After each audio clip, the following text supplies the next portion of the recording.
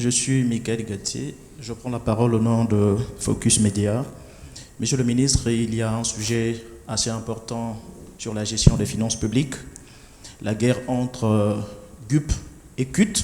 Aujourd'hui, est-ce que c'est possible de nous éclairer où en sommes-nous sur la situation?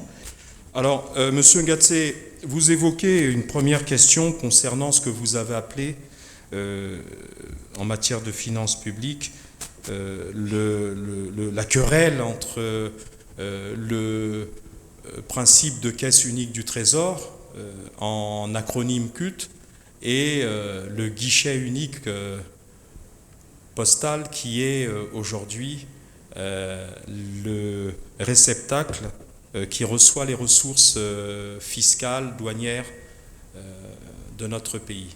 Bon, j'aimerais, avant de vous donner le point de vue du gouvernement, revenir sur un point qui me paraît essentiel et que le Premier ministre a lui-même évoqué, je crois, et je parle sous le contrôle d'un collaborateur du Premier ministre ici présent, lors de ses vœux aux membres de son cabinet de la primature. Il a évoqué un point essentiel et je me permets de revenir dessus parce que on ne peut pas parler de progrès, quelqu'un a parlé d'émergence. L'émergence, ce n'est pas seulement des agrégats économiques ou la progression du PIB ou la diversification de l'économie, comme je l'ai dit tout à l'heure.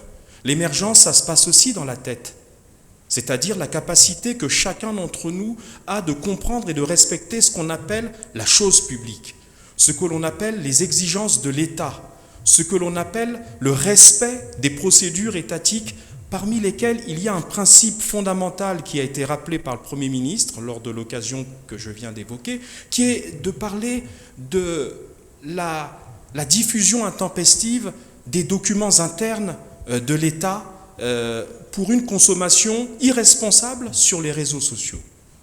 Vous savez, je suis au gouvernement depuis quelques années. C'est un phénomène d'apparition récente, mais qui me paraît destructeur de ce qui fait le fondement d'un État. C'est quoi le fondement d'un État et le fondement d'un gouvernement? C'est la capacité à délibérer en son sein, de réfléchir en son sein et ensuite de rendre publiques les décisions après les délibérations du gouvernement. Après les délibérations du gouvernement. Et à cet égard, il faut noter, parce que c'est ça l'État, que quand il y a débat, nous ne sommes pas des robots au gouvernement. Il y a forcément des points de vue qui s'expriment, il y a forcément des débats, il y a forcément des désaccords éventuels. Mais une fois que la décision est prise, elle est rendue publique pour la consommation de nos compatriotes.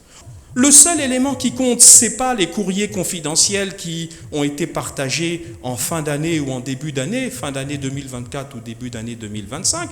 Comme je vous l'ai dit, ce sont des courriers internes qui n'avaient pas vocation à être rendus publics. La seule action rendue publique et la seule qui engage le gouvernement et l'État, c'est la réunion interministérielle que le Premier ministre a organisée avec les acteurs concernés et au cours de laquelle il a été arrêté la démarche du gouvernement qui consiste à dire que pour mettre en œuvre l'orientation, l'instruction du président de la République, qu'il a solennellement rappelé lors de son message sur l'état de la nation le 28 novembre dernier, eh bien pour la mettre en œuvre, il fallait un chronogramme précis et qu'entre-temps, et avant la publication d'un texte réglementaire qui va fixer les conditions de transition et de transfèrement des compétences du GUP vers la caisse unique du Trésor, eh bien qu'entre-temps, parce que l'État doit bien continuer à collecter ses ressources, ses recettes, entre-temps, nous continuerions, jusqu'à l'adoption de ce texte réglementaire, à collecter les ressources de l'État via le GUP. Voilà la position officielle du gouvernement.